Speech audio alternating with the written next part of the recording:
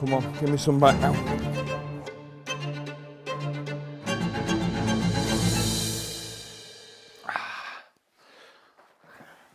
Right, let's go again.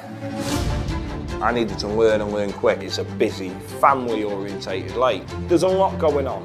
You know, I've done a few sessions now, nothing. I've been living in the out of bounds, I've been baiting. Now I've turned up. Hey, I'm away. It was different to what I was used to. You know, how many of these fish are in here and how many am I going to have to go through if I even get a chance at catching this big one? Turn, mate, I think. Oh! Wow! That was a bit crazy. Doesn't seem like 5 minutes ago that we sat down to talk about the Croc campaign over in the Cotswolds, really. And yeah, here we are again, over at my house. The lads have come over to film another campaign. Obviously, the Croc took a lot out of me. It was a big mission in such a short space of time.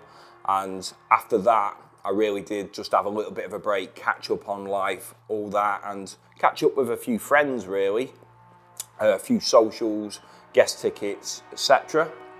Although I still had the think foods that was getting in the way, the business. It really was getting in my way, and you know, I had to make a big decision. You know, I put so much time, effort, and a lot of money into that business, but it didn't matter. It didn't matter how much money it would have made or anything. It was getting in the way of not only my fishing, but my life, let's call it my mental health, if you like. Fishing is great for the soul, really, you know, and I've always been that way. I've always had a lot of fishing in my life. It's really good for me, and it really did take it from me. And I had a big decision. Well, say a big decision. It became an overnight decision that I made at the drop of an hat, really, in the end, because I put it up against fishing and mental state, or business and money, and I just chose fishing, and that was it, really. 2023, the summer of 23 anyway, I had to sort of slowly wind down the business, sell it, etc.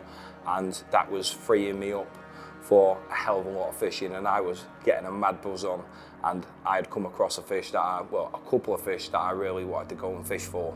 In the winter of 23, I took Jim Jag out on a guest session on Dinton, Black Swan, and we were chatting away, and I knew he'd not long finished a campaign over in Milton Keynes, and I was aware of this fish, you know, as you do when you're fishing. I think fish just sort of jump on your radar, you see it, it's like, oh, there's that.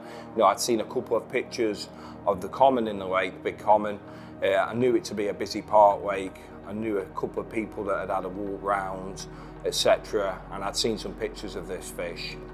This big common, you know, it's 50-pounder. I think I'd actually seen it. I think Jimmy had it. I think it featured on a SIP episode, maybe when it was upper 40s, so knew it was coming through. But as far as I knew, it was just one big fish in a big lake with a load of other fish in there.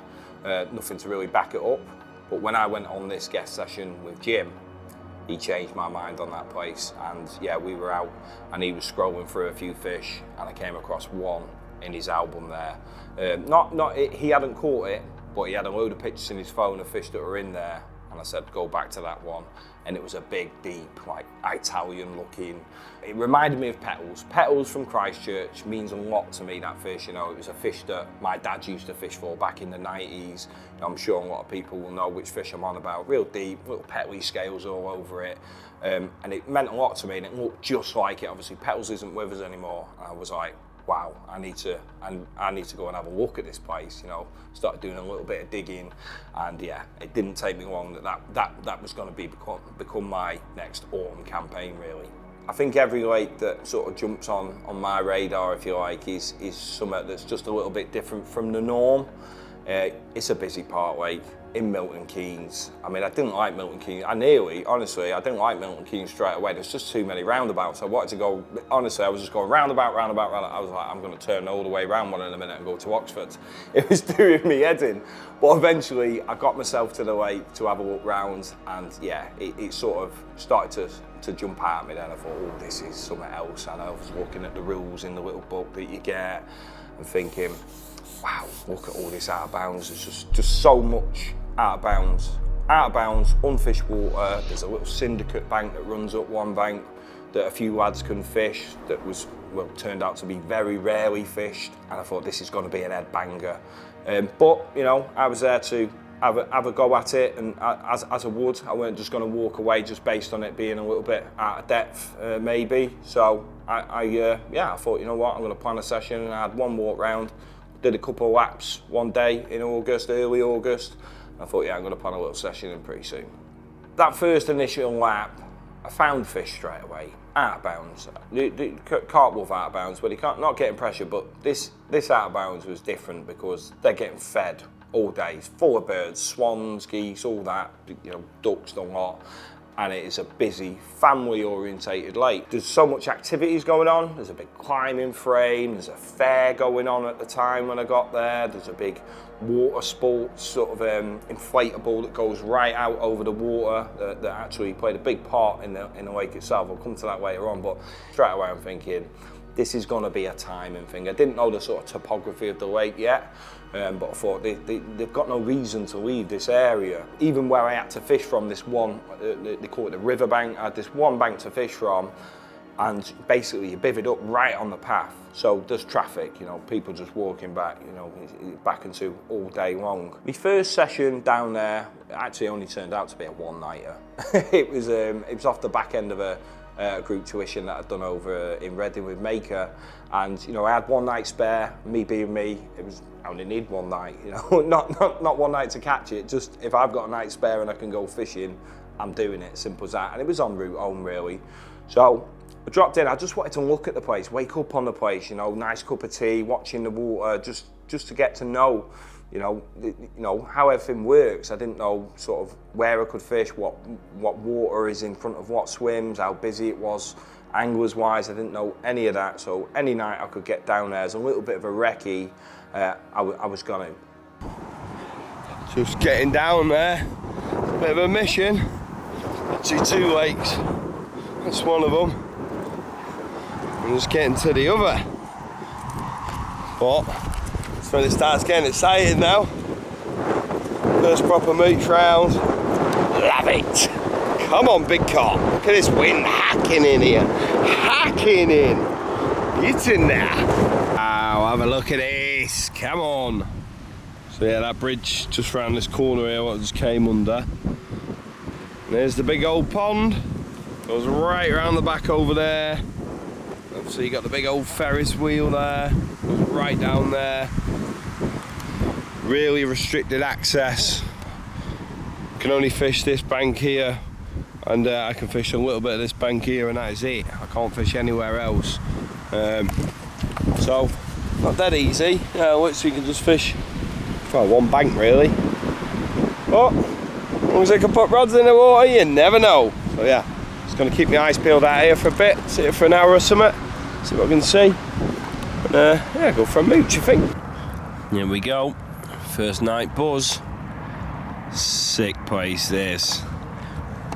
Reminds me every bit of the lake in the Cotswolds where I fish for the Croc, honestly. It's probably got everything the same. Swimmers. I've seen swimmers out, boaters, kids, jungle gyms, the lot. No crayfish though, I don't think, but I'm sure there's something else. Some sort of pesticide? Some sort of pest. Tench or bream or something. It's right on the river, so no doubt. We'll see. I'm sure I'll learn, but this is the best bit, honestly. Learning a new lake, getting everything wrong and then getting it right, seeing your first show. Sick, honestly. Buzzed. So buzzed. So obviously I've got a mad buzz on for it, but to be honest, when I woke up, it was all a little bit deflating because I was expecting to wake up, you know, see fish, you know, it'd be all nice and beautiful. It was nice and beautiful, but I didn't see anything, you know, and I was thinking, you know, and it was a proper spotting morning, you know, flat calm, I remember it, and there's all these buoys and inflatables and that out there, and I put myself in a prime position view-wise, and I thought, you know, I'm definitely going to see something from here. You know, I had a good, you know, probably say a good 70-80% of the lake from this one area, and I didn't see anything. I just thought, this is a prime time of year, August, you know, they're just waking up after sort of spawning and all that. Surely they should be jumping, but absolutely nothing. And yeah, I used that time I had to be up and off, but it was enough to sort of get me, you know, get the buzz going there. It was a beautiful place. I'd worked out the parking and all that. And that morning was interesting though, because I actually met a lad down there who told me about a sort of topography map, if you like, on Google. So obviously I jumped straight on it. And it was like it was to show the sewage workings. This was to be some sort of relief or something. I don't know the science behind it, but it was something to do with the river, because the river runs right alongside it. There's a possibility that all the water could run out of the lake into the river or something. So they dug these channels into the lake that were a little bit deeper than the rest of the lake, and that, as an angler, you know, that's exciting. You know, where are they? So I've jumped straight onto Google, obviously, got it on my phone, and I'm looking. I'm like, wow, look at this deeper area. It's predominantly shallow, and then there's this one deeper area and a few deeper channels that run all the way around the lake from the out of bounds to the inbounds, my riverbank. And I was thinking, these have got to be paths in and out, you know, or generally the depth was sort of 4 or 5 feet at most, and then there was this one sort of big arm that come off the riverbank, if you like, a big straight in front of these couple of swims that was deeper, you know, 8, 9, 10 feet maybe. And I just, you know, from that moment on, I just thought, this is going to be an autumn mission. If them fish are going to come out of that out of bounds and looking for some deeper water, natural food build up in this silty area, it was predominantly silt. That's going to be where they're going to come to, surely. You know, trying to use a little bit of you know, past experience that you know, they come into them deeper areas come the colder months. So from then on, I had a lot of work to do still, but from then on I sort of had it in my mind that that's where it was going to go down. The next couple of sessions actually just turned out to be absolutely wrecky sessions. I'm not going to go into too much detail as to what went on. It was basically just me up in the morning, up in the night, looking, listening, lapping, looking in the out of bounds, finding these fish. Got eyes on the big girl a couple of times in there, actually seen it taking bread off the surface, you know, which was, you know, makes it sound a little bit muggy, but, you know, I think we've probably all been there in a sense of in an out of bounds, fish getting fed by bird feeders. That's the way they are. And to be honest, it made me feel a little bit better, because I thought, you know what, all I've got to do is get these fish on me, and there's a good chance that, you know, I know that it's not been massively pressured by loads of anglers for years and years and seen every, you know, rig go in and all that. It's not one of them places. This is the headbang about it is, you know, you've got one bank to fish. You know, you've probably got, you know, about 15 acres of a 80, 90 acre lake that you can fish. So the plan was, yeah, just lead up and bait as much as I could, and in the hope that eventually when these fish do turn up on me, you know, I was going to see them, or turn up on one of these zones, I was going to see them eating my bait, and you know, that build a plan from there. And there was a session where I'd done I think it was probably late August, and I did a 3-day absolute carve up. There was no one down, one angler, and I just carved up every swim. I just went with my leading rod, just leading up, and I knew all the fish were in the out of bounds. There was hardly any boats out and about. So I just thought, you know what, I'm just going to lead up, map everything in my phone. I just end up with loads of notes, because I thought, if these fish turn up, it might be a case of they're in and out. I need to be able to see them. Right, there they are. Oh, got a spot there, 20 odd wraps, whatever, get some rigs out, fish from like that. But it just weren't showing. And, you know, I got to sort of obviously see quite a lot of fish in there, and he's out of bounds, and I thought, they're weirdos. And to be honest, I always say the best fish are weirdos. You know, they don't play by the book, if you like, or play by the rules. You know, they don't just jump on the wind, get off the wind and all that. They do real strange stuff. I pretty soon built up the picture that it's not a lake that I would fish 12 months of the year, especially with, you know, the way things were with the lake itself, but the fact that I just knew that the areas that they were sitting in, they were just living all year. They've got no reason to come over to my bank other than when it gets a little bit cooler and they want to come and get in some deeper water, or they know that that's where they get fed, you know, by anglers on that bank. You know, they're getting a bit hungry, they need to stock up for the winter. We're going to head over there because that's where we know we get fed on a lot of boilie or what have you. Yeah, that month was a tough month, but it was just work that had to be done. You know, generally, you know, if you're doing a full season or, you know, a few seasons on a lake, you build that up, you know, over time. But I needed to learn and learn quick, and I'd got it all done. It was hard, it was red hot, it was bakers, like there's no shade anywhere. Like it's just an open parkway. There's a few little trees in that, but you know, I was hot and sweaty most days. It's hot. I've gone in the first swim with some shade. No, I haven't really. I'll show you the swim in a minute. But basically, it's somewhere where I've loaded a load of baiting before. It's quite nice, simple fishing into a channel. I'll tell you about that in a bit, but I'm dying. That was a mission. Very hot today. And the park's busy, you know, you can't be walking around with your top off all day and all that, especially me, you know. Got a bit of a sunburn today. It was hard, but the work was done, and I was just waiting for them fish, and I was waiting for sort of September to creep in really, because I just wanted to get rid of this sun and start getting some winds and a little bit of cold weather to hopefully bring them fish to play my game. Baiting wise, I was going in heavy with all sorts of everything, as I generally would, you know. I didn't really know the stock, I didn't know about the nuisance fish. There's a bream. That's one thing I was catching, I haven't said that, and seeing. So I was seeing fish and catching fish, but they weren't carp, they were bream. And when I say bream, there's always seems to be one thing in your way, don't there? You know, in the Cotswolds it was the crayfish. This time it was the bream. They were being a pain. But yeah, bait wise, initially it was everything. Every bit of particle and boilie and liquids and powder and pellet that I could get my hands on, but predominantly I would say particles and boilie. I'd started on a new test bait for Sticky, the Legacy. I started with that initially, and I was getting a lot of activity on it, and yeah, I sort of thought, you know what, yeah, the thing is with a fish meal, everything likes it. It's like the krill. This new one's, you know, everything likes it. So I didn't want that. I didn't want tench and bream and all that. So I sort of started to fade that out and thought, I'm going to move to the manila, milk protein, nutty base, because the thing is I'm sort of going into an autumn colder water campaign. That's when I'm presuming the fish are going to turn up, and that's the sort of bait that I would use anyway, so I switched that pretty quick. Basically, I didn't know which way they were going to come out the out of bounds. Are they going to come and head towards the deep water, or are they going to head down the other corner? So I wanted to have two ends of the lake covered. The one in the deeper water was at range. I'd fished the Croc campaign at range, and it really did protect my zone. You know, not a lot of people were fishing out long. It was all sort of shorter, easier work for most people that I saw fishing there. And to be honest, I didn't really see many people fishing this lake. Few anglers. There was a couple that were on there most weeks. But other than that, it wasn't getting a lot of traffic. But I just thought, you know what, I want to be out where even if people do turn up, they're not going to be tampering with the zone, if you like. You know, I wanted it to be my zone, and generally that little bit further out, you know, I think it was around about 32, 33 wraps. So yeah, putting a lot of bait out at that sort of range in all sorts of conditions, you know, can be challenging, but it just had to be done.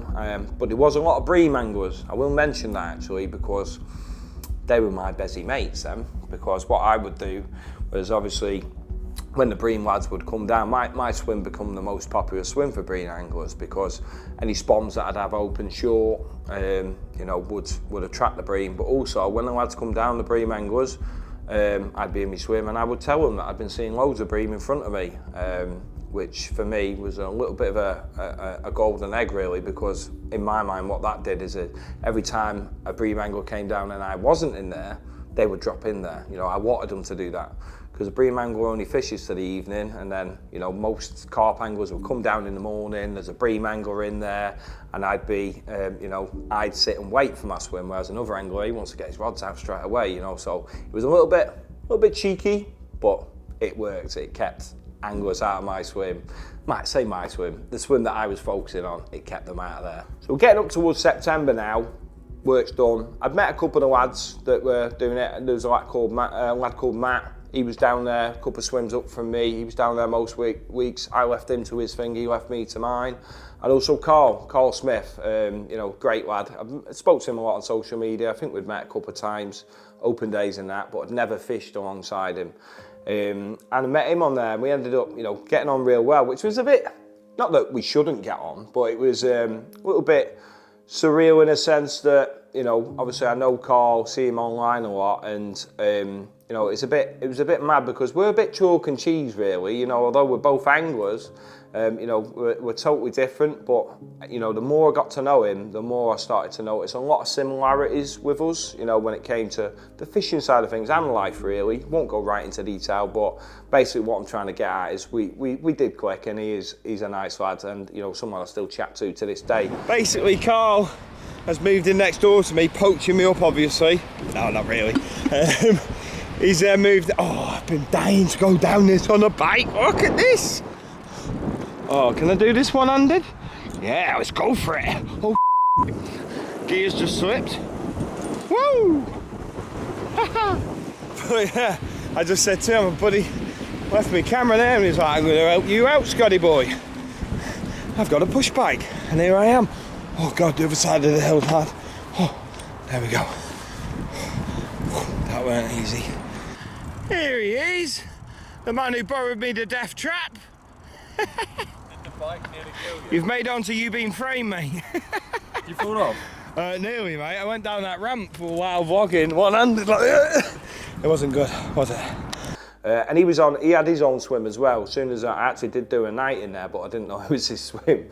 I found that out further down the line. And I left him to do his thing. We had that bit of etiquette among a few of us. There was a few other lads that, you know, did fish on there, but these were the lads that were down there, you know, week after week, as much as I was. Well, probably not as much as I was, but yeah, I saw them same faces. And yeah, it was good to see, you know, lads down there fishing, and a new bait was going in different areas, which is always good. And no one was really catching that I knew of. Again, which added to that bit of demoralisation, really. You know, it felt like we were just all waiting for them fish to come out. But yeah, turns out Carl was having a few, and he's keeping them a bit sneaky. I knew that I was going to whittle the bait down eventually to just be boilie, straight boilie fishing. Obviously, like I've said, I'd already put the particle into. I'd put particle initially to attract the bream, and I was catching them just on my standard noodle rigs on the deck.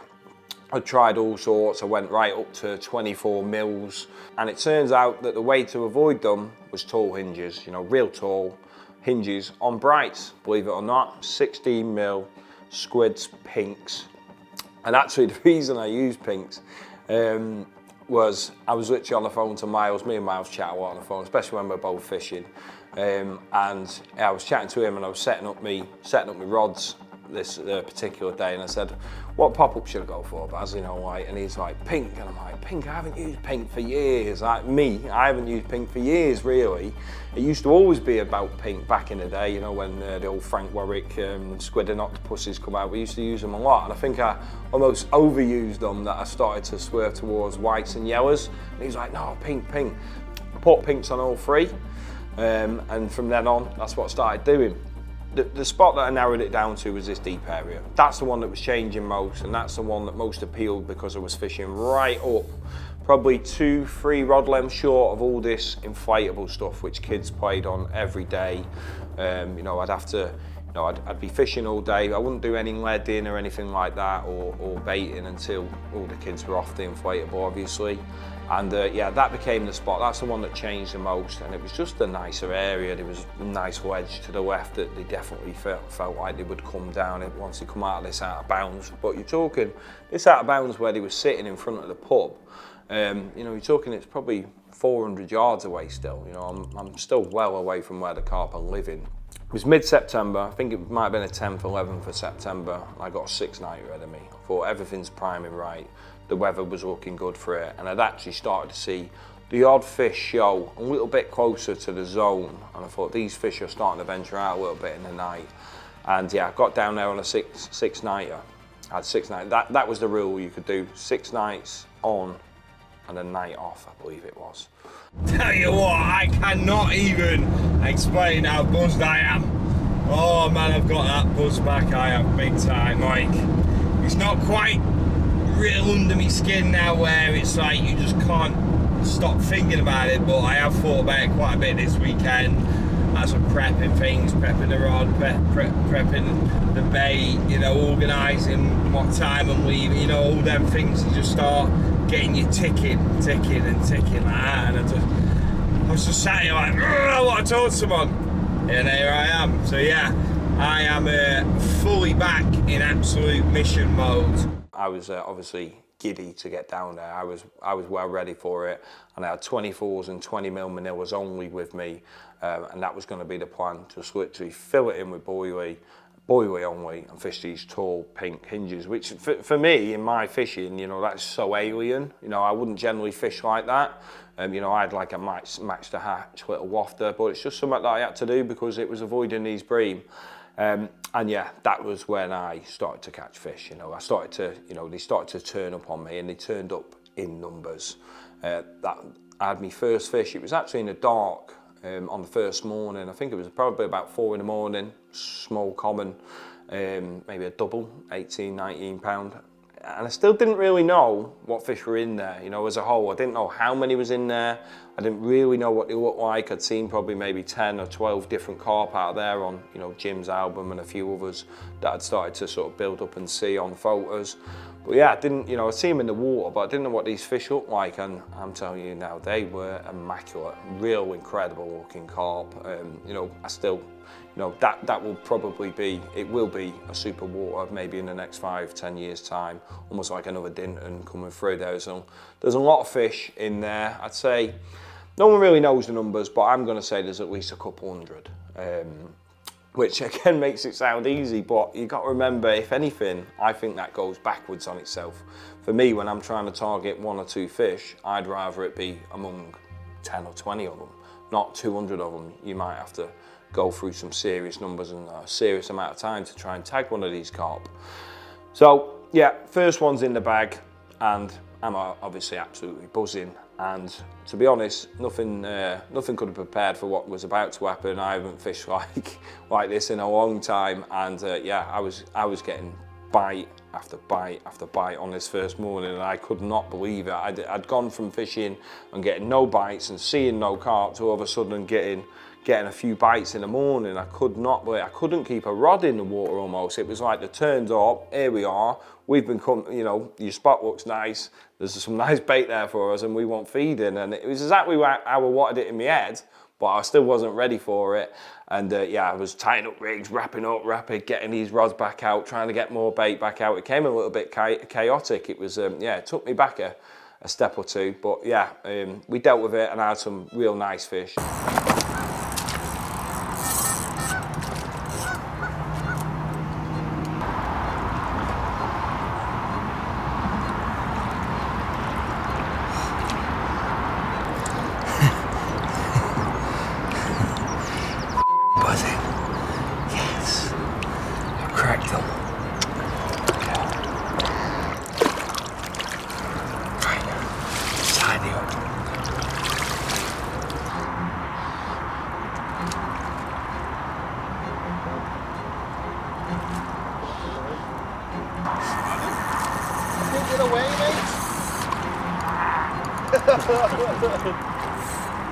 I'm calling that The moment. fully.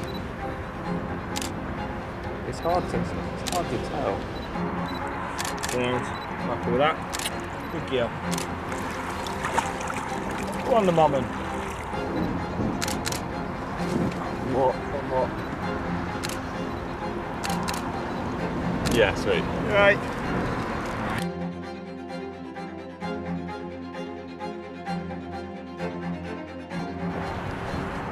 Good? Yeah, it's so long. Yeah, it's a long one, isn't it? Baby paw print this, mate. Yeah, man. Do you want head up or anything? Or was it That was good. hard to know the level? You just caught that? Yeah. Crikey, how heavy? Yeah. 25 pounds. Blimey. Can I take pictures to show my kids? Of course you can. They won't £5 believe each. that that's in the This is my first child-free day that it killed me. Yeah, here you go. I'll pick it That's up anyway. amazing. I mean, you shut it there. Yeah, it's alright. Wow. Little patch on him. Crikey. Happy, mate? Good grief. Is that unusual for here or usual or? Small, really. Yeah, Yeah, okay. there's some that are even, even bigger. Good grief. Alright. Some will need a bit of cropping and that, but Go on, girl. Old original, mate. Original. Nice one, boys. Cheers for that. Spot on. Big common next. It's due, mate. It's due. Yeah, I want a mirror. Let's see.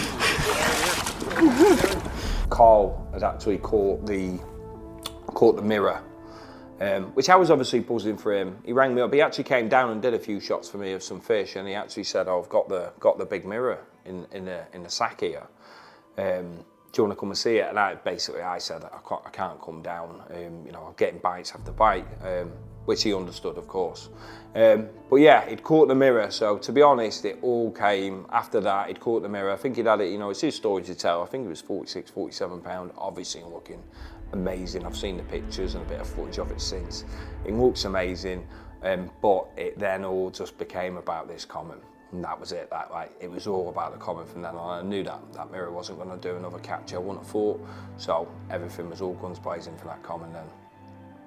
I'd lost a fish that real stripped me. It was a powerful carp. Actually cut the line on the leader. I just could not stop this thing, and I was worried that it was going to be the big one.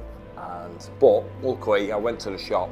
I think I went to the shop and I made a point of stopping in the out of bounds, and I actually saw the big one there, and she was acting normal. Obviously, nothing in its mouth or anything. So that put that to bed. But obviously, I was gutted about losing a carp.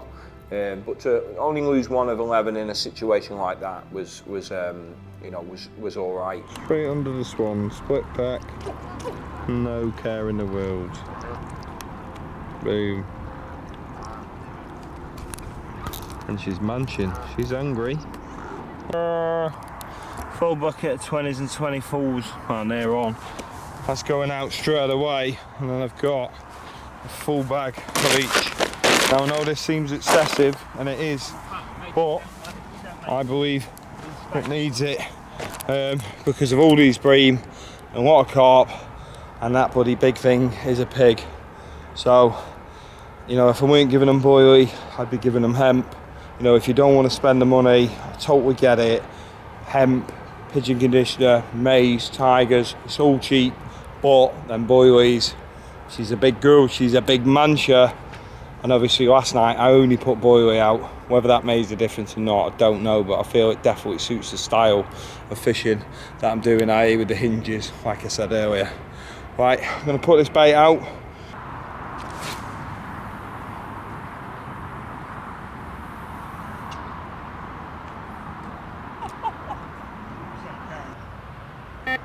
Hang on, I'm away. I told you, I told you. Oh. Good deal.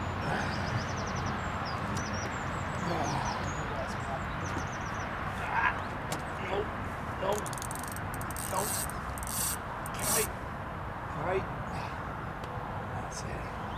These bites, every one of them was just melting off. They obviously knew where they were safe, a few rod lengths behind me in these inflatables, and they would go for that every time. And I think that was probably part of it, but also probably the fact that they'd not really been caught much. You know, they didn't really know what was going on. What's this, you know?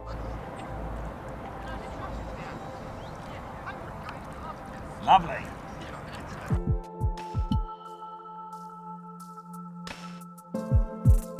Who does not love a fully?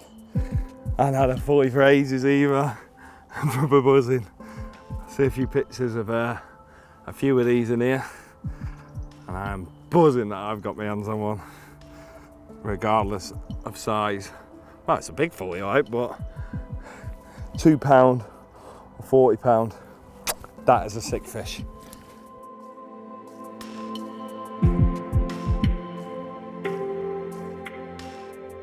When you just have one special fish in the morning or 2 special fish in a session or what have you, you know, everything real stands out. But this was a lot of fish, a lot of carp in such a small period of time. It all, you know, I couldn't tell you which one happened in which order. But yeah, I know for a fact that it was the second morning. I've had a bite, and this fish felt a little bit more sort of chuggy, if you like. It's just beasting me, man. Not having. Wow. Please. Come on.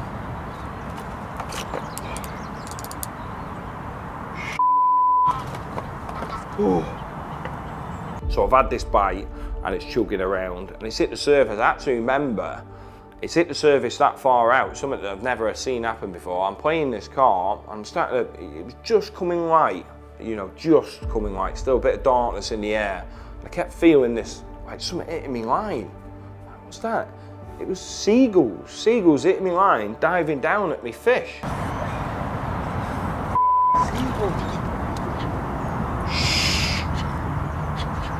Seagulls are trying to get it, man. Off. Put me on. Put the tip down. Never had that before.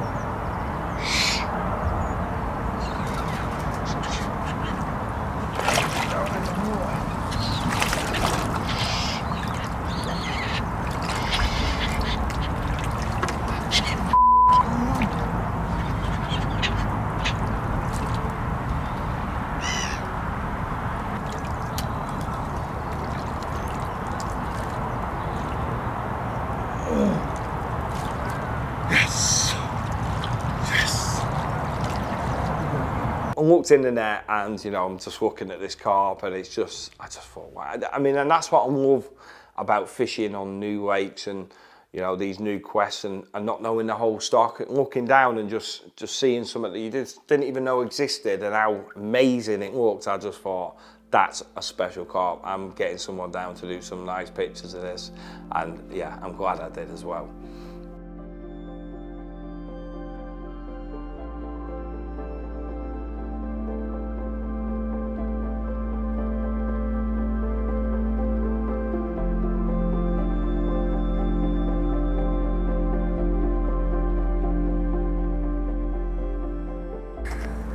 Same one as yesterday. I come past yesterday, you had a big one out. Whoa, don't tell everyone. I'm trying to keep it secret. No, different one. How heavy? £33 this one, just over £33.5.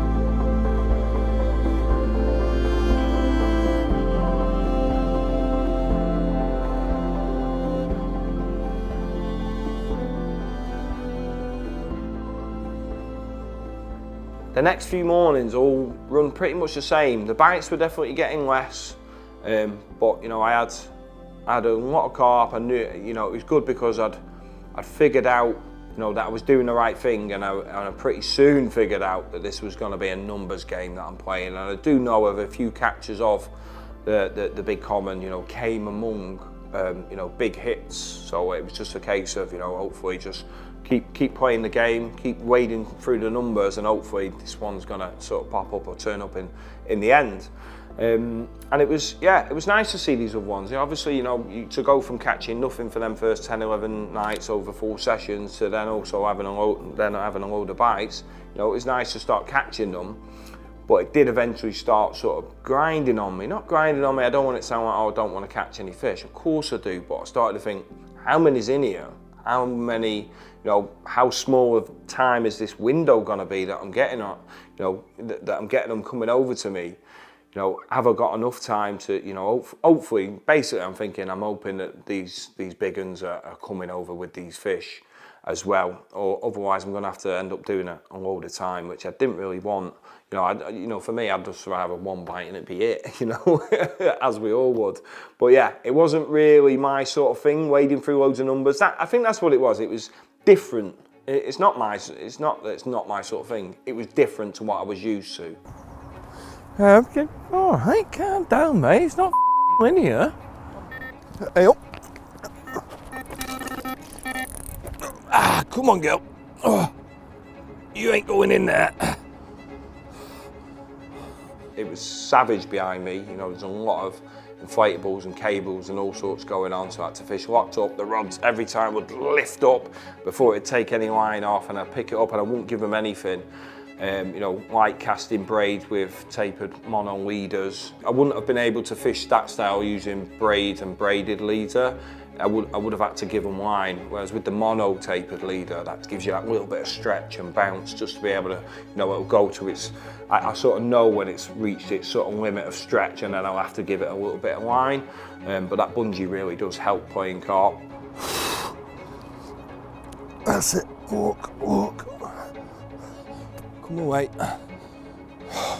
Ooh, she's not happy.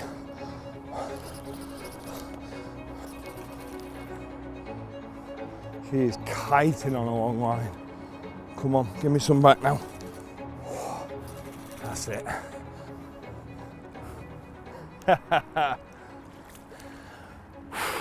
Sick. He's only a little one, but we will take him. Right, time is of the essence. Of course, there's like this little window. It's been the same last 2 mornings. Like, that is, I think that's 12 bites in 3 mornings. And I've been sat, you know, I've done a few sessions now, nothing. I've been living in the out of bounds. I've been baiting. Now I've turned up and I'm sort of reaping the reward. So, time is of the essence. I'm going to disappear. Fresh rig on this, wrap it up, get it back out there. They don't seem too rig shy or lead shy. You know, they live over in the out of bounds. They're getting fed all the time by bird feeders. You know, we spend a lot of time over there. It's 97.5 acres and I can fish about 15 acres of it. So they've got a lot of free water to just play around in when they do turn up. It seems like the mouths are mega. They fight like anything. They go off like a storm. And you know, they obviously don't get up that much. You can tell just from that, but yeah, I've got to disappear. I'm waffling. Get this wrapped up, get it back out. Hopefully, new moon, big girl on the cards. It's not like me to be pre-tying rigs with hook baits on, ready to go. Almost reminds me of linear days. Now, I'm not saying this is anything like linear at all, but this is how I used to fish it, you know, just waiting.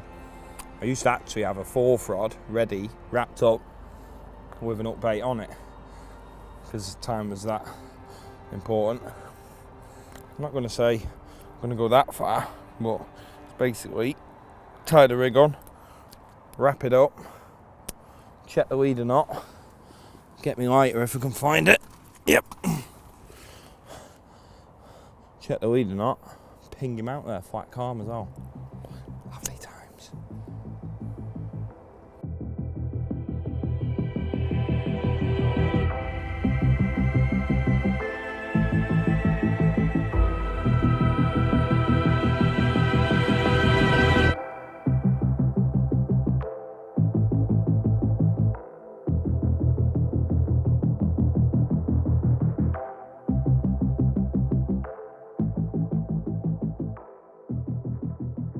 Every morning after I was getting a bite or 2, and I ended up with 10, 11 carp. I think it was 11 carp in 6 nights. Finished up with the last one. It was a 39 pounder, just under 40 pound, real angry looking common. Got some night shots of that one. It actually went off quite early in the night. I'm pretty sure that was on the full moon. You know, I was thinking this is a bit different. I was expecting this bite off one of these big ones to be different, and it was the full moon. That's what my session was ending on, and I thought, oh, this might be it, but it wasn't. But it was another incredible fish. What did you say, Lid? Sick or hot? What was it, 39? 39.4, mate. 39.4. Oh, love this place. Wow, what a carp that is. There was even a day where there was a couple of police officers walking past, you know, and they jumped in a picture. One of them was an angler, he actually knew me, and he's jumped in the photo. You know, had a couple of coppers sat behind me in the picture. You know, generally when the coppers are behind me, they're sticking the cuffs on or chasing me. No, I'm only joking. But yeah, it was a mega atmosphere. I'd had a mega session, and it was just great that everything just started to, you know, really go in my direction after having a little bit of a, you know, a grind to get used to it over them first couple of sessions. It was nice. I loaded up my spot, obviously, load of bait before I went, load of particle as well. I didn't mind putting particle in at the end of the session because I knew it'd get cleared up by whatever. I'd turn up to a blank canvas. I had to spend, after that session, I had to spend quite a good week or so at home. I think it was about probably 6-7 nights away. I was still dealing with a lot of stuff from Think Foods, you know, winding it down, selling assets, all sorts of stuff. And yeah, I couldn't get back down for a good week or so. And yeah, I only had a 2-nighter ahead of me. Actually, I stuck it in there with an open day. I had an open day at Brown's Angling, which isn't too far away. So I thought, you know what, I'll do a couple of nights and then go to the open day. That session didn't turn into anything really. I remember I got in my zone. It was a good thing that I had gone down because it was more about just getting bait in. Didn't catch any carp, went off to the open day. Only had 2 nights, but yeah, I went off to the open day and I had another big session planned in. I should have just gone straight back after Browns, really thinking about it now, hindsight and all that. I had a lot of stuff going on. I'm not going to make excuses, but sometimes, you know, when I've got stuff going on, I'll end up turning to the beer, and that's exactly what happened. Yeah, I fell off the wagon. I was off the drink and I fell off the wagon, and I had a little bit of a blowout, if you like. Sometimes I need it, you know. I think I know myself after, you know, after all these years of sort of on and off drinking. I think sometimes maybe I just like to have a little bit of a blowout and then eventually get my fishing head on and use it to get me away from that sort of thing. Not that I'm putting myself in it, you know. I'm not going out doing anything too dangerous, if you like, but it's not good for you, you know. I like it when I'm seeing clear, you know, and you know, I'm not drinking it. You know, I've learned myself over the years, you know, I can't do both. Can't fish and drink. I'm all or nothing in anything I do. So yeah, it wasn't until I think it was like maybe mid-October, missed a good few weeks, and I just thought, you know, I was actually kicking myself. I was gutted, you know. I'd let myself down massively. I'd built up all this sport, all that hard work, and basically thrown it all away. I thought it's probably someone might be fishing now, although I had kept these captures quiet, apart from by the few of the lads that were on there and having a bit of etiquette. You know, I thought I've wasted it, you know, and I was kicking myself. And I remember by the time I actually sorted my head out to go down the lake, I was trying to think of some sort of excuse on. I was vlogging, obviously, vlogged all this, and you know, I was trying to think of some sort of excuse to drum up to why I hadn't been down there. You know, all of a sudden I'm catching loads of carp. It's, you know, mid-September to late September, and then all of a sudden it's mid-October, and I actually just went, you know what? I'm going to tell you the truth. I've been getting smashed, which, you know, I laugh about it now, but at the time, you know, I wasn't happy with myself at all, and I said, that's it now, you know, I'm gonna get this done. And it, you know, it probably drove me, you know, I think maybe sometimes, maybe, you know, I'm sort of speaking off the cuff here, but maybe I have to, you know, being let down by myself a little bit to drum myself back into gear, maybe, who knows. But yeah, I was adamant, that was it. I'm getting off the booze, going back fishing, get your fishing head on, get this job done. Got myself down to the pond, and I'm obviously in, you know, I've turned up in 3rd gear, you know, I'm proper going for it. I've done a lap, and there was no carp in the out of bounds. Another thing as well, they'd actually started to dismantle the inflatables. So the inflatables that I was fishing up to, all that stuff was, you know, they wind it down for the winter, start to collapse it all down. Obviously, they don't want to leave it out there, you know, rotting away or what have you. So that was happening. And I've got down and there's no fish in these out of bounds.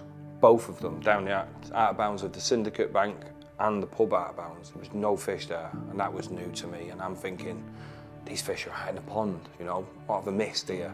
But, you know, that stuck me into 5th gear really. I ran around, got all my kit, got in the swim, and I was all guns blazing.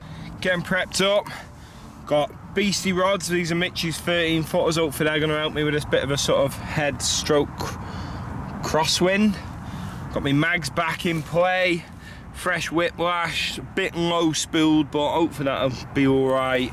Yeah, just gonna tie some rigs up, no rush. This wind's gonna be dipping off throughout the day. It's about 12 mile an hour now. It's gonna get down to about 8 mile an hour just before dark, so we'll see. If I can get the rigs out there, no problem, in the wind, I'll do it. If not, we'll wait till later. But yeah, if I'm gonna tie some rigs, get all that sort of side stuff done, tie up sort of 9 or something, and then I'll start baiting then strategically. Happy days.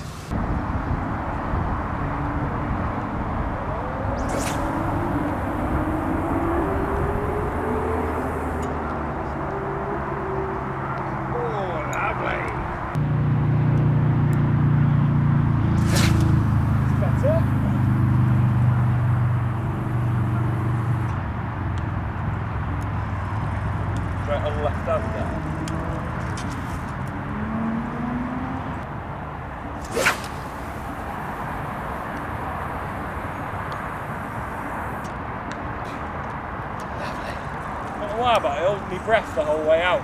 Yeah. So it landed, I'm like a sniper. Right, seen one poke its head out straight over me. And there's a bit of a slick there as well, look. Definitely slicking. Come on, the carps. Please. I overdid it on that first morning. I'd seen a few fizzing, a couple of shows, but didn't get the bites. So the next evening, I didn't bait up and just thought I'm just going to put the single pinks out, and that's what I did. And yeah, the second morning I got a bite, and it was I think it was a mega 29 pound common, and that was enough to just give me that kick up the bum to say, you know, this is where you should be, this is where you need to be. Fishing, I mean, you know, you need to be fishing, not down in the pub, and that was it. That was me hooked back on the lake then, back on me fishing, head back on. Oh, one rod down, it all looks an absolute mess because I fell over on this grass because it's going to be a bit misty, as you can sort of see. It did frost. First frost of the year. And first carp of the year. First carp of the year. First carp of the session, I mean. There we go. Might be a 30 pounder. Common. Yeah, I reckon it might be a 30, that. 28 maybe. Don't know. It's a good sign though. Good sign another one might go.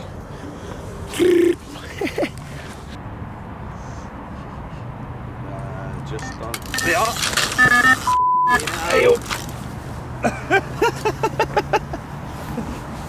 Hi Cam. Hi, come yeah. One's a show as well, did it? Yeah. Oh, one's a show there, what? Unless that's the fish. What a morning that turned out to be. Actually had 5 bites, I think it was. Like a couple of 30 pounders, fully scales. Like it, you know, it solidified that, you know, that's where I needed to be. That zone, the spot was getting harder. I was seeing more fish show. That's definitely worth mentioning. I was seeing more fish show in that inflatable zone, and I definitely believe that they were attracted to it because the public weren't getting on there, the kids weren't on there, you know, it wasn't, you know, endangered by, you know, people being out there. It was their zone now. They were out there having a play.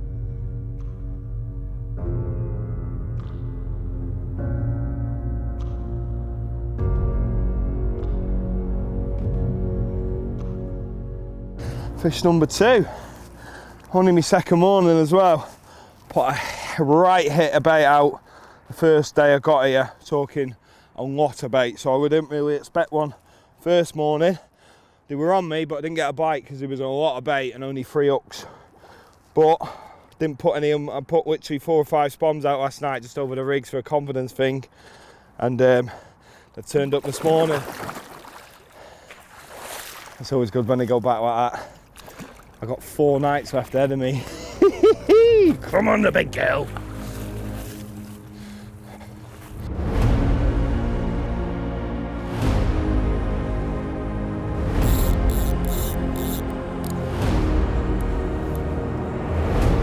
Come on, girl.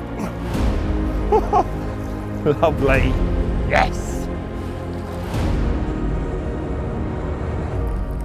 Right under again. It's interesting. It was always the left-handers going last time. Really, I had 1 or 2 on the right-handers. But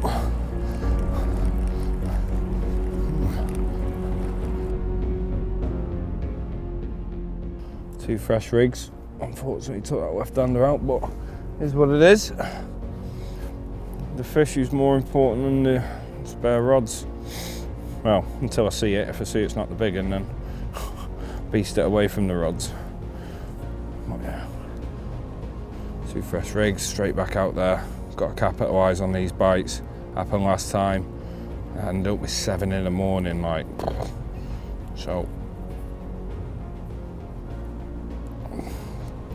Timing is everything. These rigs were tied, ready to go, baited. So all I've got to do is wrap up fresh rig. Job's a good one. Right. Straighten that out and blast them out.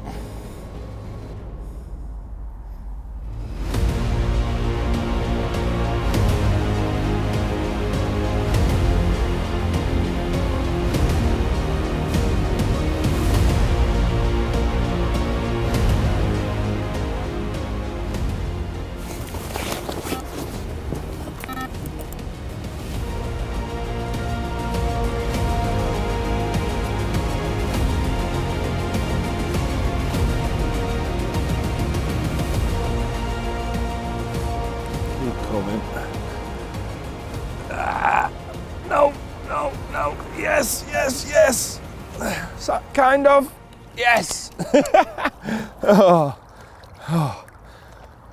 That was a bit crazy. 4 in the morning. Wow.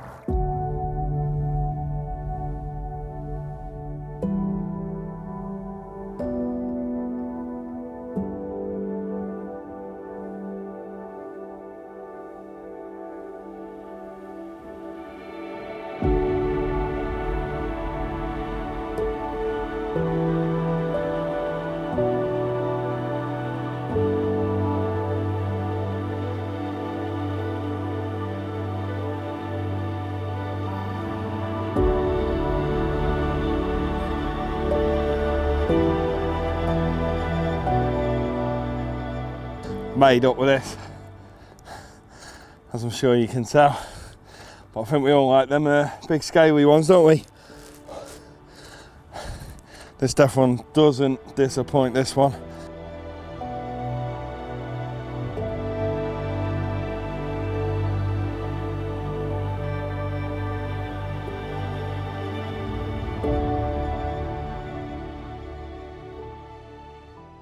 Finally feel like I got a minute to myself. Not meaning because Ben was here, just mean like this morning, it's like, it's just been non-stop, hasn't it? Like from 6:30, I think that bite was.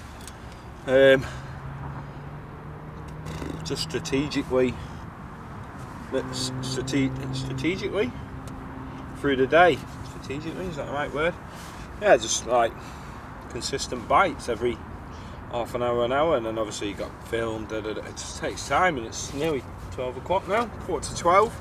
So I had a bacon butt. Ben's gone, Jake's gone. He's come down to do a little bit with me this morning. He'll be back tomorrow, I believe. Yeah, it's going really nice. What's that? All 20s. Scrape a 20, a 24, 26, and a 29, was it? 28, 29? Yeah. Buzzing. I am going to have to wind in a little bit. Obviously I've got to sit on the rods for a bit. Probably give it to at least 1, it goes dark 7, 2 o'clock.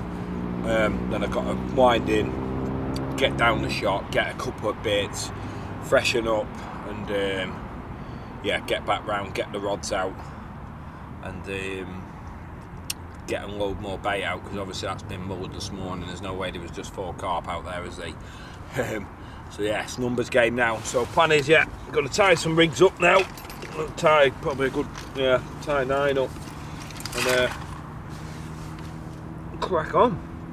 Tie 9 up, give me something to do for a bit, and that's that. I'll stop waffling. Absolutely buzzing. It's coming together. Be nice to pick one of them real special ones up. Obviously the one would be nice to crack this off, you know, in the next couple of weeks at least. I've got a couple more midweeks before that bank opens, you know, and then I don't know. I mean, I'll just keep on this spot if it keeps producing, obviously. But I don't want to plan ahead too much. I don't want to keep going on about catching it. But you do have to, you know, think ahead and think that you are going to have it, because, you know, if you just sat there thinking you're not going to have it, then you're probably not going to have it. So yeah, it'd be nice to get this one done, and yeah, just have a bit of a minute, because I've got loads of fishing coming up. But this is priority, obviously.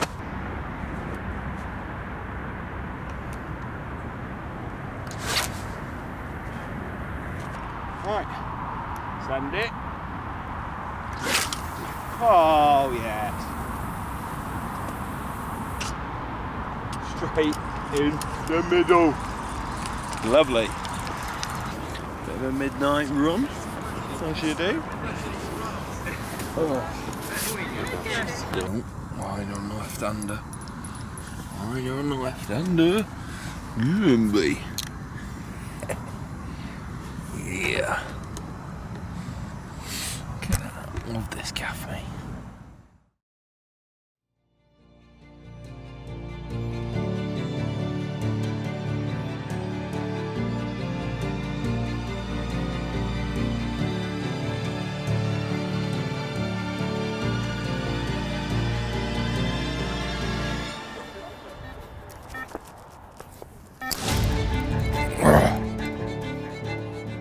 gone off eventually. He's behaving. It's on the surface, usually a good sign. Where's it gone?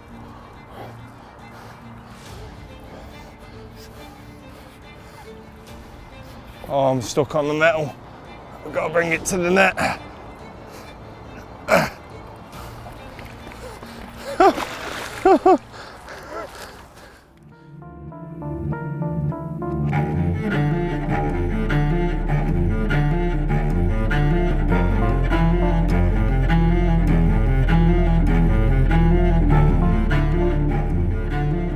Sure, they're all going to grow on to be big carp. And this is definitely one for the future, I'm telling you now.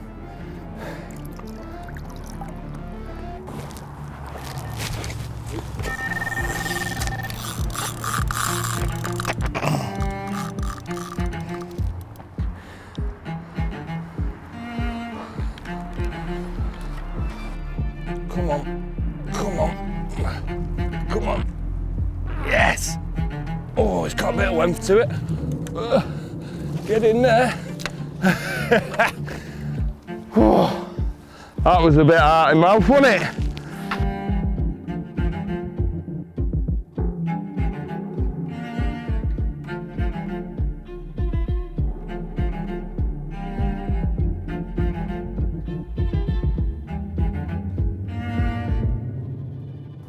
Look at that. Everyone dorsal up, angry carp. Just tell they don't get hooked much at all. Just the way they go off. Rah! Insane. Literally, these are mega, mega fish. What a place. I mean, I know I'm here for a couple of certain ones, but you'll take these along the way, won't you?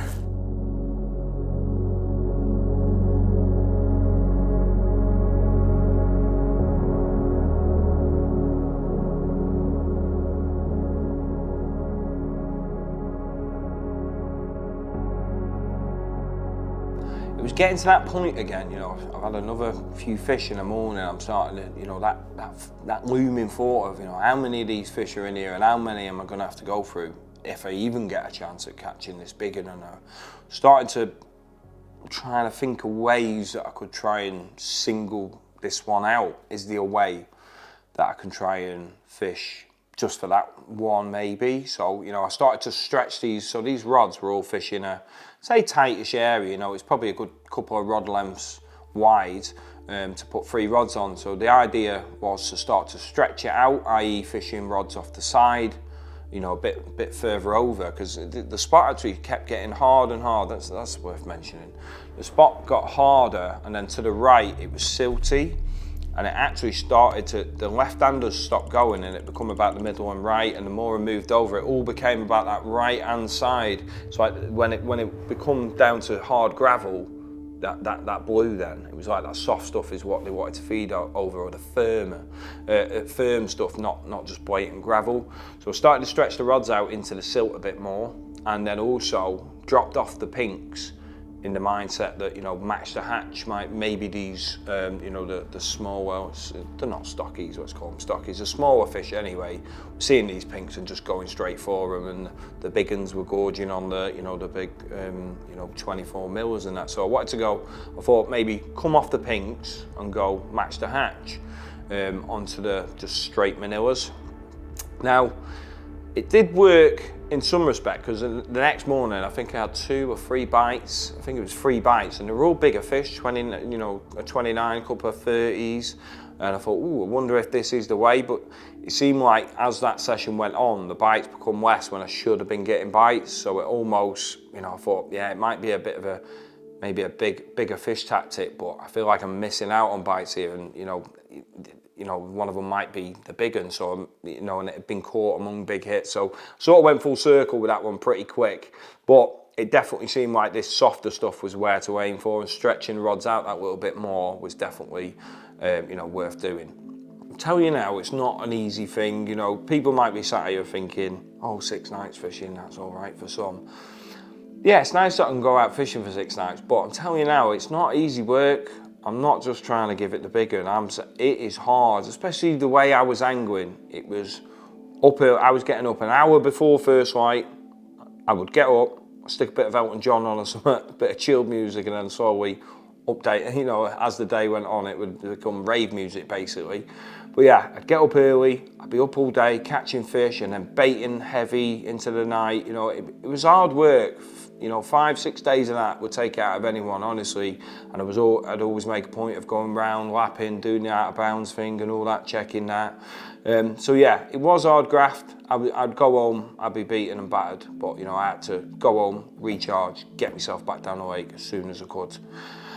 Actually left, I believe it was the 20th of October, I was back down 22nd. So obviously done my night off and come back down 22nd, just as I did with the Croc one. And that's not just because I wanted it to be the same as that campaign. Basically, when it is running through my veins and I cannot get that fish or fishing out of my mind, there is nowhere else I need to be or want to be than fishing. And I got myself straight back down there, got everything charged up, fresh bait, fresh clothes, fresh cobber, everything, and got myself down there, got in that swim. Of course, I got straight back in that swim. I think there might have been, I think it was a pike angle in there, something like that. Pushed me tackle in. So I've gone down to see Neil. He was there. Neil Willett, absolute carp fishing legend in my eyes. He's a good friend of Miles's from when Miles was younger. That's how I met Neil. I've only known him sort of last 10 years or so, but Miles knew him from when he was a real young lad. And he's an absolute legend. Fished all the northern waters up here back in the day, and he lives down south now. So it was mega that he was there. Went down chatting with him, had a bit of a catch up. He just started on the lake. So yeah, we had a bit of a catch up. The pike angle has gone out of my swim, so I've gone and got myself set up. Obviously, by this time in the campaign, I'm just straight in that, repeating the same process. Got the zone, you know, it's just become second nature after a certain amount of time. The casting distance that you need, way directing it, baiting, you know, just becomes, you know, routine. And yeah, got it all sorted anyway. Basically, that's what I'm getting out. Got the rods out, got the bait out, and obviously got my head down with high hopes because I'd loaded it up before I left, just come off the back of another big hit. Everything had changed out in the middle, you know, there was like a new platform out there, the boys were in different places, and it just looked like it was lifeless in the sense of no human activity had gone on out there for a couple of days, and I'd loaded a load of bait out there. So this had definitely become their new out of bounds. They weren't sitting in that shallow water in front of the pub anymore enjoying the sun. It was cold, it was windy, it was getting sort of that autumnal weather was really coming in, and that's where they were spending the time, and I was fishing up to that area, and they knew that spot was there. They knew it was there, and all I had to do was get some rods out and wait for them to come. I remember getting up at first light, and it was all a bit quiet. Eerily quiet, really. Like, usually the rods would be going off, you know, first thing, real early.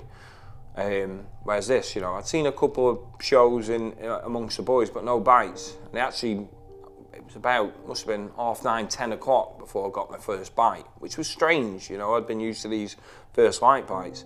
But, you know, bite's a bite, I'll wait. So yeah, and it was a 29-pound common, mega, immaculate fish. And yeah, I've obviously put that one back, buzzing my head off. And yeah, another strange occurrence, 1 o'clock next bite. You know, these bite times are starting to change, but you know, as they do, you know, but it was just weird that was there as it happens. You know, the week before it's early, now it's getting on later. So yeah, 1 o'clock, I've had another bite, and this fish, you know, it was taking line regardless. And it just went and went and went and went, and I had to clamp down on it because it was eventually going to be getting towards some boys, and I clamped down on it, and it cut me off. And I was dooming, and I mean dooming, because in my mind at the time as well, this occurrence at 1 o'clock was totally alien, and I'm thinking, I'm fishing for something different. This big carp among these other carp is different, so I was expecting something different. So to lose that fish at that time, I'm not gonna lie, I was in a bad way. You know, and even Neil though, Neil was like, you know, he understood it, you know, but he was like, come on, she's still out there, you know, that's how he is, you know, he's always upbeat about any situation, and he lifted me up. Oh, don't even go there. Oh.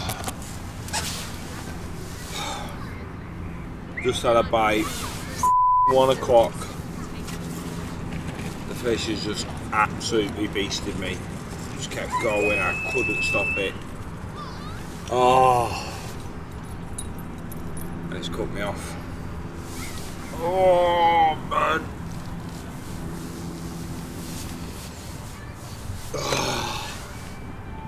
Mid 1 o'clock, 10 past 1. Oh man, that's not good. That is not good. Could have been anything, they all go off like trains, but that time of day, just don't want to be losing any fish until you've got that one in the net anyway, do you? Oh, I feel sick. Gutted, absolutely gutted, man.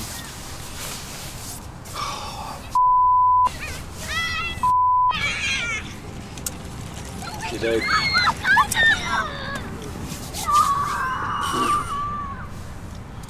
We go again. Oh, let's chuck everything. Chuck everything. And I did have another bite. Might have been maybe a double or something. Had another bite after that, and that picked me up off the floor a little bit. Maybe needed that. And yeah, just again repeated that same process. Get them rods back out. You know, as it felt like I remember my back was definitely in bits. I was doing a lot of casting at range and the baiting. I was going through a lot of spoms, you know. When I say what, I wasn't cracking them off. They just eventually, well, I'm not knocking spoms. Spoms are a great bit of kit, but eventually, after you've been blasting them at distance, they do start to wear, and you know, it's nothing worse. I think we've all been there when they're opening mid-air or behind you or what have you. You know, and I could quite easily go through 2 or 3 a session, but that just shows the amount of bait that's needed and effort really. But yeah, I'd always fix them up, you know, put the new springs in and all that, won't throw them away. So after having that double, rods have gone back out, and I'm pretty sure as I'm setting the bobbin, the rod's gone off, or the other, one of the rods gone off. I think it might have been the one that I've just put down. I'm setting the bobbin, it's gone off, and I've picked up into it. I'm like, Neil, you know, he's a couple of swims up, come give us an hand. How many fish have you caught? I had a couple of little ones today. Alright, you're in first place. Thank you.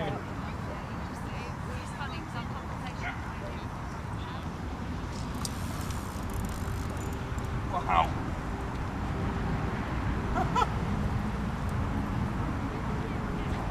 Neil. Give us an hand, mate. I need to set this rod.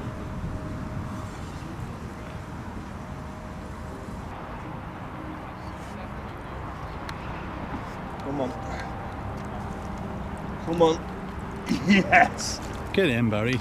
Right, that's a good fish, isn't it? Yeah, you'll do. Oh, right. Oh. What we got? That's a banger. That's a banger, mate. Look at that. Oh my days. You just fire away, lad.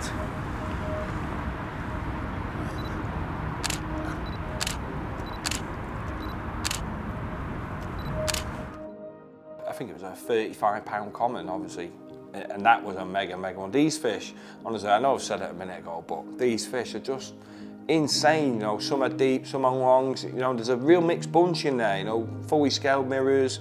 There's some like older, sort of grey-looking ones that were a bit longer and sort of gnarlier, if you like. Right mixed bunch of fish, and you know, as much as I didn't really want to be catching loads of carp, and it was all about this one carp, you know, I was, you know, happy to be putting them in my album. You know, wouldn't be a carp angler if it wasn't. It's nice, mate. Absolutely buzzing, man. It's a minty. Made that moss a bit better to handle, didn't it, mate? Lift her up. I was dooming, wasn't I? Lift her up. Say throw to her. That's the one. We'll get you big brother. Hopefully, another £20 bigger than Eggy that. lad! Eggy lad! Right, rods is out. About halfway through this. They all vouch for me. These spoms have gone pretty well, haven't they, mate? Bang on the money. Absolutely on the money. This has all again been soaking since I put the stuff out yesterday. See, I took lake water home with me and put 15 kilo in lake water, pre-soaking it for when I got down here yesterday. That's what I've caught on today.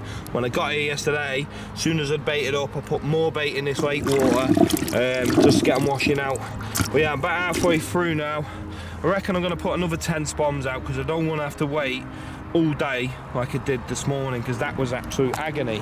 Although it worked out, still would have been nicer to pick one up a bit earlier, because I was twiddling my thumbs, man. I was like, oh, something's wrong. sometimes you just got to be patient. There's probably too much bait before I pick the bites up. You know, and I'd been up before first light, so when you're almost expecting a first light bite and it doesn't happen, you've been up 4 hours, 5 hours before you get your first bite.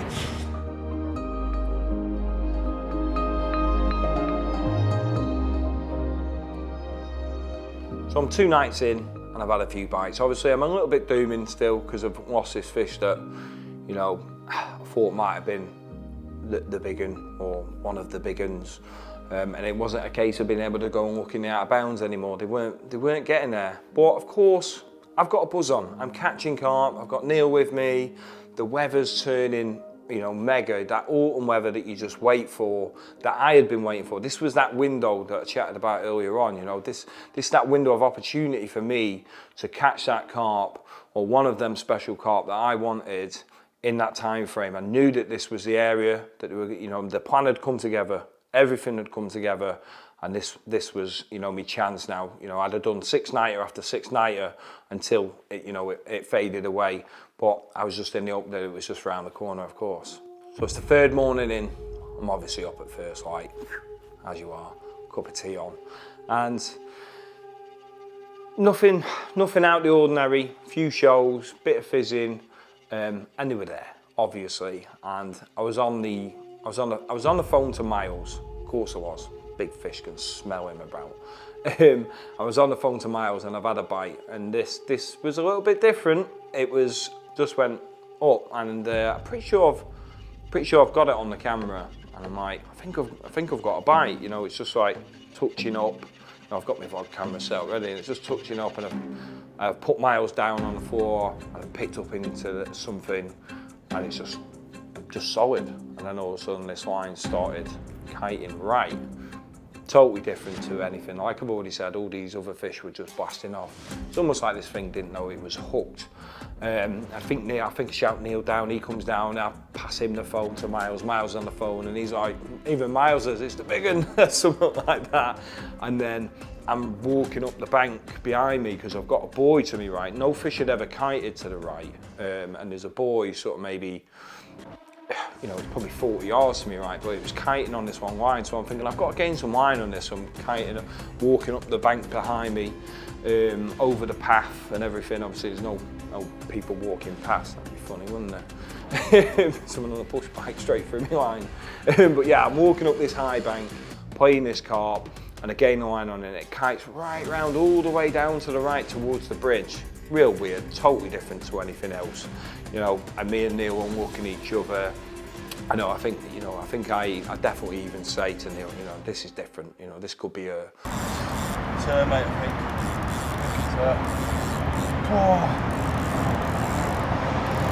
Shouldn't say that. Don't let go back to that weed bed.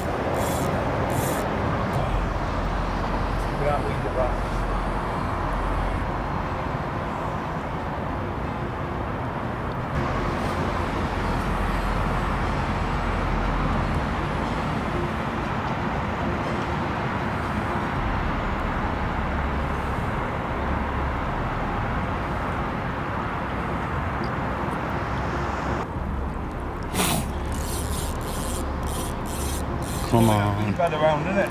Yeah. Just hope there's no snail in that, mate. Yeah, there we go. That's the one. That's the one.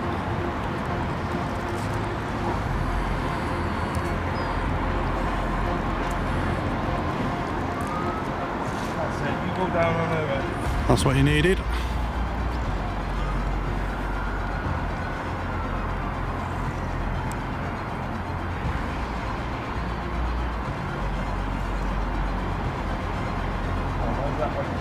She's coming.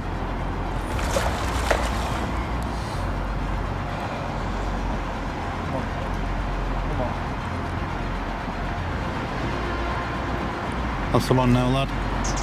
There she is. Get in! Get in, lad! Oh, mate! Yes! Get in! Mate! Wow! What a buzz! And that, mate, Which one is it? he's the big girl. It's gotta be. Is it her? It's gotta be. Surely that's the big girl. Oh my God. Wait, look at that tank. She's got the split peck. It's the She got it. Get in. Fantastic. Yes, mate. My head just honestly fell off. I can't even remember it. That's how much it fell off. Like I was going madness. I've looked at it.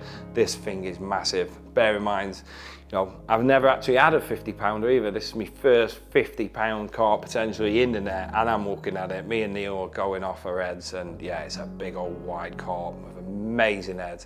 Yeah, and I could not wait to hold it up for some pictures. You know, it was another sort of end to a campaign in my mind straight away, where, you know, fishing had got me away from the things I didn't want to be doing, and, you know, to have a few people there to share it with. Carl came down and all that to do pictures. It was a real special moment, and yeah, one that'll live with me forever. Oh, wow. Oh, what a buzz. What a buzz. I didn't lose it yesterday. She waited for today. Put it there, mate. Cheers, mate. Oh, man, it all sets in now, brother. Cheers, man. Oh, man. That's a memory. Look at that. Yeah. Where's it gone? Mate, that's a memory, that. Can't believe how wide it is. It's the width, mate. Whoa, my God. It's massive. We got the fish on the bank, and by now, you know, the crowds have gathered. There's, you know, a lot of public walking past that have grouped. You know, I remember there was definitely a few ladies there that were sort of in a bit of hysterics, you know, in a good way, you know, oh wow, you know, and that was always great about the park. You know, that was a real mega feeling, really, that people get to see and appreciate these fish that they walk past probably every day and don't see. It's a big goldfish, isn't it? You ready? Yep. 3, 2, 1.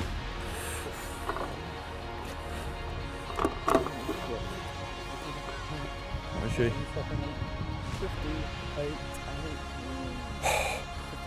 58 too, are you joking me? No, that's right. Wow! Wow! Shouldn't have weighed it first. We should have done the pictures first, man. After we weighed it, that was it. Like, I just fell apart. Like, I was getting emotional. I couldn't talk. There was points where I just didn't want to talk.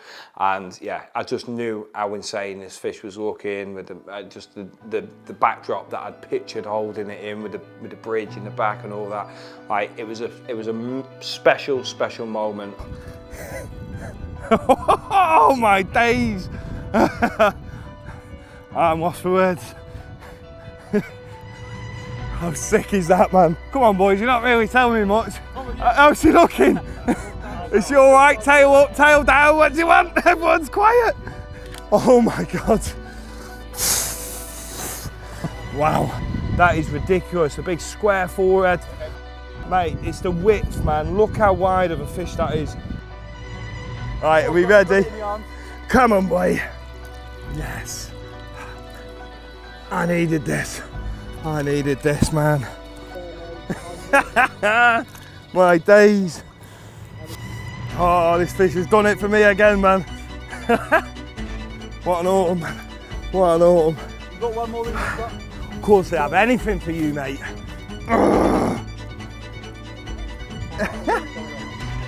Right, she's gonna have to go, man. Good girl. I'm just trying to get some energy. Go on, girl.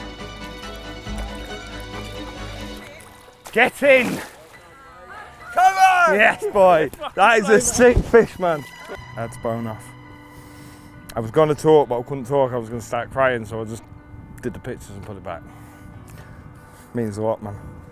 They all do, don't they? They all mean a lot. It's just nice having everyone here, man. I love that stuff.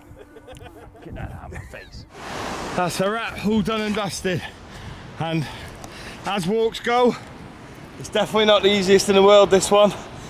But that was the easiest walk ever off that pond that I've ever had. What a place. Not sure what's next. But yeah, I've got a smile from ear to ear then. Every step, literally looked at the lake one last time and that was it. Made me smile and off I went. So, don't know what's next. I'm sure there's something lined up, playing with a few things in my head. One thing's for sure, you'll see me again soon, no doubt. Eggy lad.